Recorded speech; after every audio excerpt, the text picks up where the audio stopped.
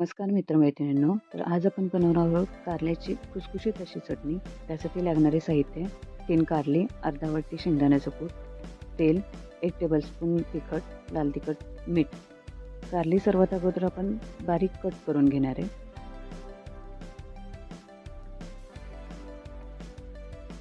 कारल्याच्या आतमधल्या बिया सगळ्या काढून घ्यायच्या आणि कारली अगदी बारीक कट करून घ्यायची आणि ती कमीत कमी 7 ते 8 तास मीठ घालून ठेवायचे. ती मी मीठ घालून ठेवलेली होती. 6-7 तास झालेली आहेत. आता त्याच्यामधलं पाणी पूर्ण काढून घ्यायचं. पाणी काढून झालेलं आहे. आता आपण एक कढई तापत ठेवणार आहे. त्याच्यामध्ये तेल घालायचं आहे. तेल थोडंसं तापलं मग त्याच्यामध्ये आपण शेंगदाण्याचं कूट घालायचं आणि हलवत राहायचं चांगलं. शेंगदाण्यांचा चांगला वास सुटेपर्यंत ते हलवत राहायचे. त्याच्यामध्ये आता आपण लाल तिखट घालणार आहे, मीठ चवीनुसार, आणि आपलं जे कारलं आहे ते आपण घालणार आहे.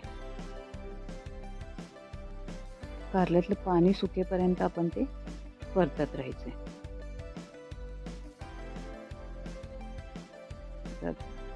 तयार आहे आपली खुसखुशीत अशी चटणी कारल्याची. अशाच नवनवीन व्हिडिओ बघण्यासाठी माझ्या चॅनलला सबस्क्राईब करा, व्हिडिओला लाईक करा. थँक्यू.